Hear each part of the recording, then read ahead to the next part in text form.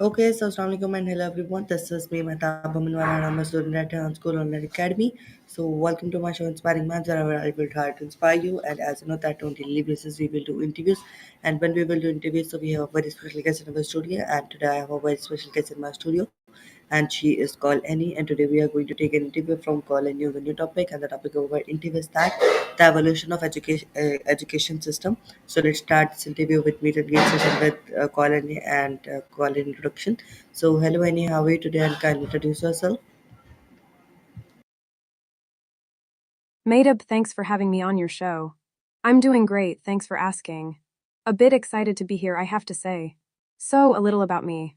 I'm Manny, nice to meet everyone. I'm a 30-year-old artist and engineer, originally from New Jersey, but I've had the chance to live in Florence, Italy, which was an incredible experience. I love trying out new things, like video games, watching romance movies, and dancing to some awesome tunes. And of course, I'm super passionate about yoga and the outdoors. Can't wait to dive into our topic today, the evolution of education. What a fascinating subject. Okay, so let's start this interview with some historical perspectives of education. So first of all, explain me that how did education system originate in ancient civilization? Madeb, that's a fantastic question. So, if we go way back, education in ancient civilizations was mainly focused on passing down skills and knowledge from one generation to the next. I mean, think about it in ancient Greece, for example, education was all about training the mind and body with a focus on philosophy, sports, and the arts. The ancient Greeks believed that education should be holistic, covering not just intellectual pursuits, but also physical and moral development. And of course, who can forget the legendary Academy of Plato, where some of the greatest minds of the time came to learn and share ideas. In ancient Rome, education was more formalized, with a focus on literature, grammar, and rhetoric. The Romans also placed a strong emphasis on physical training and military discipline. And let's not forget the ancient libraries, like the Library of Alexandria, which were basically the hubs of learning and knowledge sharing back in the day. It's amazing to think about how these early civilizations laid the foundation for modern education, don't you think, Madeb? What are your thoughts on this? Yeah, you are right. And now explain me that what role did religion play in the early education systems? Great point, Madeb. Religion has played a significant role in the development of education systems throughout history. In many ancient civilizations, religious institutions were the primary providers of education, and religious leaders were often the teachers and guardians of knowledge. For example, in ancient India, the Vedic system of education was closely tied to Hinduism, and the Vedas were considered the ultimate source of knowledge. Similarly, in ancient China, Confucianism had a huge impact on education, emphasizing moral values, social hierarchy, and respect for authority. In the Middle Ages, the Catholic Church dominated education in Europe, and monasteries and convents became centers of learning. The Church controlled the curriculum, and education was largely focused on theological studies. In Islamic countries, madrasas or Islamic schools played a crucial role in education, providing instruction in Islamic theology, law, and literature. And, in many indigenous cultures, spiritual leaders and elders passed down traditional knowledge and cultural practices to younger generations. So you can see, Madab, that religion has often been intertwined with education, shaping the values, curriculum, and practices of educational systems. What's your take on the relationship between religion and education? Do you think it's still relevant today? Okay, so now explain me that how did the education system evolve in ancient Greece? Ancient Greece, Madab. What a fascinating time and place for education. So, in ancient Greece, the education system evolved in a really interesting way. Initially, education was reserved for the wealthy and the elite, and it was mainly focused on training young men for public life, politics, and war. The Greeks believed that education should be holistic, covering not just intellectual pursuits, but also physical and moral development. They called this concept paideia, which aimed to produce well rounded, virtuous citizens. The education system in ancient Greece was divided into several stages. The first stage was paideia, which covered basic literacy, numeracy, and music. The next stage was gymnazo, which focused on physical training and athletics. And the final stage was philosophia, which explored philosophy, literature, and the arts. The Greeks also developed the concept of the symposium, where students would gather to discuss and debate philosophical ideas, often over a nice cup of wine. Can you imagine attending a symposium with Socrates, Plato, or Aristotle? One of the most significant innovations in ancient Greek education was the establishment of the gymnasium, which was a public institution dedicated to physical and intellectual training. The gymnasium became a hub for learning, athletics, and cultural activities. The Greeks also placed a strong emphasis on the development of critical thinking, reasoning, and public speaking skills. The famous philosopher Aristotle even developed a system of logic and argumentation that's still studied today. What I find really cool, Madib, is how the ancient Greeks recognized the importance of education in shaping the minds and characters of their citizens.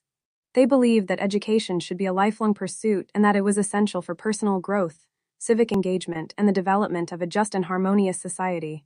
Pretty profound, right? Okay, so now explain me that what was the significance of Gurukul system in ancient India? The Gurukul system, Madib. That's a fascinating topic. So, in ancient India, the Gurukul system was a traditional educational system where students would live with their guru or teacher in a residential setting. The guru would provide spiritual, intellectual, and physical guidance to the students, and the students would assist the guru with daily chores and tasks. The significance of the Gurukul system was huge, Madhub. It was more than just an educational system, it was a way of life. The Guru Shishya Parampara, or the teacher-student tradition, was at the heart of the Gurukul system. The guru would impart knowledge, values, and skills to the students, and the students would learn through a combination of formal instruction, self-study, and practical experience. The Gurukul system was not just limited to academic education, Madhub. It was a holistic system that aimed to develop the students' physical, mental, and spiritual well-being. Students would learn yoga, meditation, and other spiritual practices, as well as skills like music, dance, and crafts. One of the unique aspects of the Gurukul system was the concept of Gurudakshina, where the student would offer a gift or service to the guru as a token of gratitude and respect. This could be anything from a small gift to a promise to serve the community. The Gurukul system played a significant role in preserving and transmitting India's rich cultural heritage. Madhub. It was a system that valued knowledge, wisdom, and character development, and it produced some of the most influential thinkers, scholars, and leaders in Indian history. I think what's really beautiful about the Gurukul system, Madhub, is the emphasis on the relationship between the guru and the student. It was a relationship built on trust, respect, and mutual growth, and it recognized the importance of mentorship and guidance in the learning process. Do you think there's something we can learn from this traditional system, Madhub, and apply it to modern education? Yeah, maybe, and now explain me that how did the Roman Empire contribute to the development of education? The Roman Empire, Madhub. They made some amazing contributions to education. So the Romans built on the educational systems of the ancient Greeks, but they also added their own twist. They established a formal education system that was more structured and widespread than what existed before. The Romans developed a system of education that was divided into several levels, made up. The first level was the ludus literarius, which was a primary school where kids learned the basics of reading, writing, and arithmetic.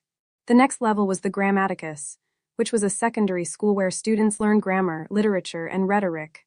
The Romans also established schools of law, medicine, and engineering, which were some of the first professional schools in the world, Madhub. They recognized the importance of education and training skilled professionals who could serve the empire. One of the coolest things about the Roman education system, Madhub, was the emphasis on public speaking and debate. Roman students were trained in the art of rhetoric, which helped them develop strong communication and argumentation skills. This was super important for Roman citizens, who needed to be able to express themselves effectively in public life. The Romans also built some amazing libraries, Madhub, like the Library of Trajan in Rome. These libraries were treasure troves of knowledge, where scholars and students could access a vast collection of books and manuscripts. What's really interesting, Madhub, is how the Roman education system spread throughout the empire, influencing the development of education in Europe and beyond. The Romans helped establish a common language, Latin, which became the language of learning and international communication for centuries to come. I think it's amazing, Madhub, how the Roman Empire's contributions to education have had a lasting impact on Western education. We can still see echoes of the Roman system in modern education, from the emphasis on public speaking to the importance of classical languages like Latin and Greek. Pretty cool, right? Yeah, it's pretty cool. And now explain me that how did education during the medieval period differ from ancient education systems? Medieval education, Madhub. That's a fascinating topic. So, during the medieval period, education underwent a significant shift, made up. Unlike ancient education, which was largely focused on developing the whole person intellectually, physically, and morally, medieval education was more narrow and specialized. In the Middle Ages, education was primarily controlled by the Catholic Church, made up. The Church established a network of schools, monasteries, and convents that provided education to a select few. The curriculum was heavily focused on theology, scripture, and church doctrine, with an emphasis on memorization and rote learning. Medieval education was also highly hierarchical, made up. Only the wealthy and the nobility had access to education, while the peasants and common folk were largely excluded. Education was seen as a privilege of the elite, rather than a fundamental right. One of the biggest differences between medieval and ancient education, made up, was the role of the teacher. In ancient times, teachers were often seen as mentors and guides, while in the Middle Ages, teachers were more like authority figures who imposed their will on students. The medieval education system was also highly formalized, made up. Students would progress through a series of stages, from the trivium, which covered grammar, rhetoric, and logic, to the quadrivium, which covered arithmetic, geometry, astronomy, and music. This system was designed to produce scholars and clergy who could serve the church and the state. What's interesting, made up, is how medieval education laid the groundwork for the modern university system. The University of Bologna, founded in 1088, is often considered the oldest continuously operating university in the world. These early universities were centers of learning and intellectual inquiry, where scholars could engage in debates, discussions, and research. Despite its limitations, medieval education played a crucial role in preserving and transmitting classical knowledge, particularly in the areas of theology, philosophy, and literature. The medieval period also saw the emergence of great thinkers like Thomas Aquinas, who helped shape the intellectual landscape of Europe. How do you think, Madab, that the medieval education system influenced the development of education in Europe and beyond? Okay, so now explain me that what are the key features of Islamic education during the golden age of Islam? The Golden Age of Islam, Madab. What a fascinating time for education. So, during this period, Islamic education underwent a remarkable transformation, Madab. Here are some key features of Islamic education during that time. Firstly, Islamic education was highly valued, Madab. The Quran and the Hadith, the sayings and actions of the Prophet Muhammad, emphasized the importance of seeking knowledge and education. This led to a cultural and intellectual flowering, with Muslims making significant contributions to various fields like science, philosophy, medicine, and mathematics. One of the key features of Islamic education, Madab, was the establishment of madrasas, schools, and mosques as centers of learning. These institutions offered a range of subjects, including Arabic language, Islamic theology, law, and jurisprudence, as well as mathematics, astronomy, and medicine. Islamic education during the Golden Age was also characterized by a strong emphasis on memorization and recitation of the Quran, Madhab. Students would learn to recite the Quran from memory, and this was seen as a key part of their educational and spiritual development. Another important feature, Madhab, was the concept of ijazah, which referred to a certificate or license given to students who had completed their studies and were qualified to teach others. This system helped to establish a network of scholars and teachers who could transmit knowledge and authority to future generations. The Golden Age of Islam also saw the emergence of great centers of learning, Madhab, like the House of Wisdom in Baghdad, the Al-Azhar University in Cairo, and the University of Al-Qaroun in Fez, Morocco. These institutions attracted scholars and students from all over the Islamic world and beyond, and they played a significant role in preserving and transmitting classical knowledge. Islamic education during this period was also highly interdisciplinary, Madhab. Scholars like Ibn Sina, Avicenna, and Ibn Rushd of Averroes made significant contributions to multiple fields, including philosophy, medicine, and astronomy. This approach helped to foster a culture of intellectual curiosity and innovation. What's really interesting, Madhab, is how Islamic education during the Golden Age was open to people of all backgrounds and faiths. Muslims, Christians, Jews, and others could study and teach together, sharing knowledge and ideas in a spirit of mutual respect and inquiry. How do you think, Madhab, that the Islamic education system during the Golden Age influenced the development of education in the Islamic world and beyond?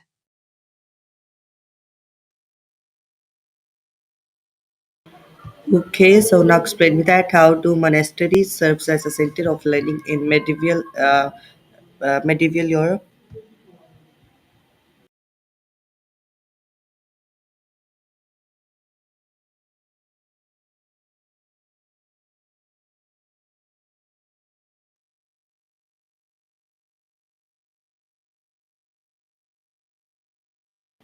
Can you hear me? I can hear you just fine, Madob. Now, about monasteries as centers of learning in medieval Europe.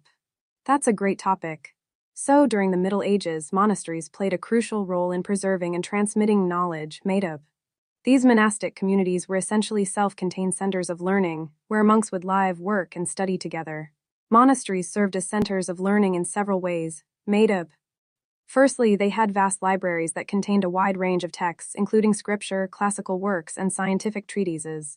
These libraries were often the only repositories of knowledge in a given region, and they attracted scholars and students from all over. Monasteries were also centers of manuscript production. Madob. Monks would spend hours copying and illuminating manuscripts by hand, which helped to preserve and disseminate knowledge. This was a painstaking process, but it allowed monks to create beautiful and intricate works of art that also contained valuable information. Monasteries also provided education and training to young monks and oblates, children who were giving to the monastery by their parents. Madob. These students would learn a range of subjects including reading, writing, arithmetic, and theology, as well as practical skills like farming, crafts, and medicine. Many monasteries were also centers of innovation and experimentation. Madob. Monks would conduct experiments in agriculture, astronomy, and medicine, and they would develop new technologies like water wheels and windmills. Some of the most famous monasteries of the medieval period, Madob, include the Abbey of Cluny in France, the Monastery of St. Gall in Switzerland, and the Abbey of Wearmouth, Jarrow in England.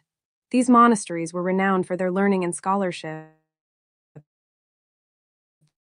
and they played a significant role in shaping the intellectual and cultural landscape of medieval Europe. How do you think, Madob, that the monastic system of education influenced the Okay, so now development of explain learning me and that culture what in role medieval did that Europe? Renaissance play in reshaping education in Europe?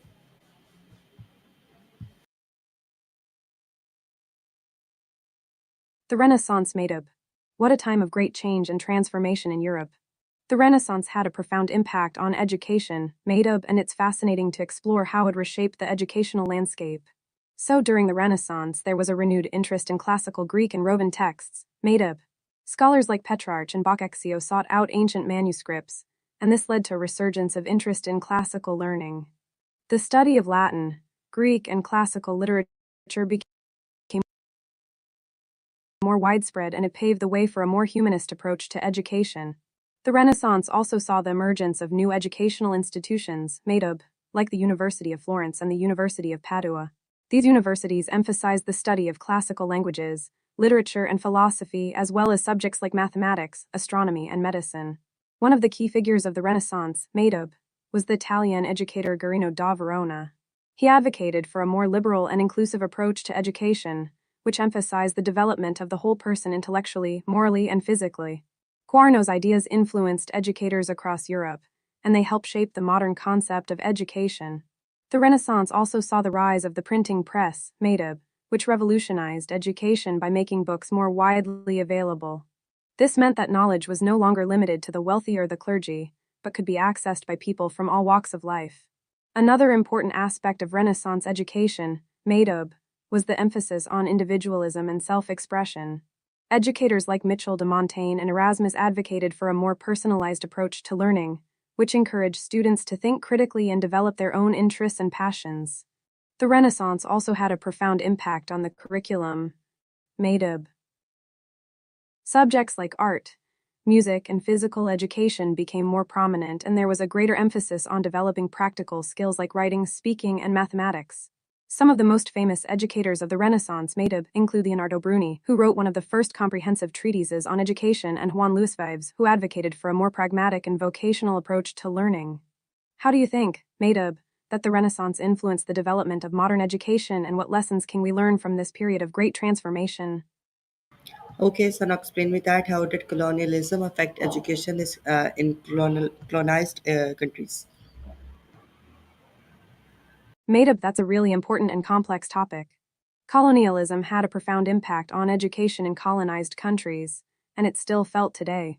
So, when European powers colonized countries in Africa, Asia, and the Americas, they often imposed their own educational systems on the local populations, Madob. This meant that indigenous cultures, languages, and traditions were suppressed and Western-style education was promoted as the norm. In many cases, made-up colonial powers used education as a tool to assimilate local populations into their own culture and values. They established schools that taught European languages, literature, and history, and they often discouraged the use of local languages and cultural practices.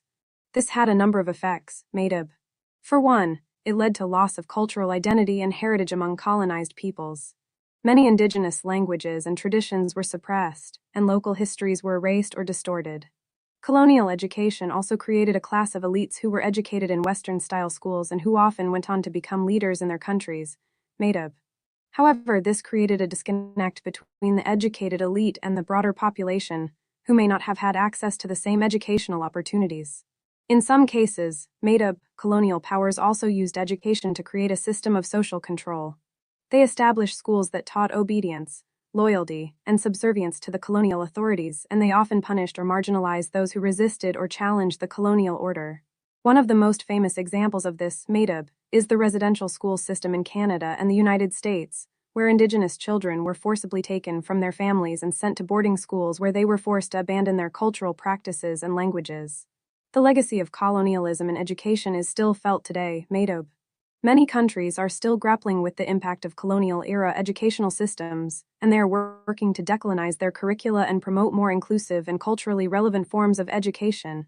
It's a really complex and sensitive topic, made-up, but it's so important to acknowledge the harm that colonialism has caused and to work towards a more just and equitable education system for all. By the way, made-up, have you heard about the concept of decolonizing the mind? It's a really interesting idea that challenges us to think critically about the ways in which colonialism has shaped our thoughts, attitudes, and beliefs. No, I can't hear about it. And now explain me. Now tell me about that. What changes did the industrial revolution bring to education? Sorry about that, made-up. Decolonizing the mind is a topic for another time. Okay, so the Industrial Revolution, made-up. It was a game changer for education. The Industrial Revolution brought about a massive shift from rural, agrarian societies to urban, industrial ones, and this had a huge impact on education. One of the main changes, made-up, was the introduction of mass education. As people moved to cities for work, there was a growing need for educated workers who could read, write, and perform basic arithmetic. Governments began to invest in public education, and compulsory education laws were introduced, making it mandatory for children to attend school. The Industrial Revolution also led to the development of new subjects and curricula, made-up. Vocational training and technical education became more prominent, as workers needed to acquire specific skills to work in factories and industries. This marked a shift away from traditional classical education and made-up was the introduction of standardized testing and assessment. As education became more widespread, there was a need to measure student performance and progress. This led to the development of standardized tests, which were designed to evaluate students' knowledge and skills in a consistent and objective way. The Industrial Revolution also brought about changes in the way schools were organized and managed, made-up. The factory model of education emerged, where schools were designed to resemble factories, with students moving through a standardized, assembly line-style education system. This model emphasized efficiency, discipline, and conformity, and it's still influential in many education systems today. Additionally, made-up, the Industrial Revolution led to the growth of urban schools and the development of new educational institutions such as technical schools and vocational colleges. These institutions provided training in specific skills and trades, and they helped to meet the growing demand for skilled workers. Overall, the Industrial Revolution had a profound impact on education, made-up. It led to the expansion of education, the introduction of new subjects and curricula, and the development of standardized testing and assessment. However, it also created new challenges, such as the need to balance academic and vocational education, and to ensure that education is accessible and equitable for all. By the way, made-up, have you ever heard of the term factory model of education? It's a really interesting concept that critiques the way schools are often designed to resemble factories, with students moving through a standardized, assembly line-style education system. No, I can't hear about it, and thank you for explaining me very well. I really enjoyed this topic, and maybe you also enjoyed with me. And thanks to all the audience who are watching this interview and who watched this interview after this live stream. So thank you so very much for watching this interview. Inshallah, we will meet in the next episode of Inspiring Minds.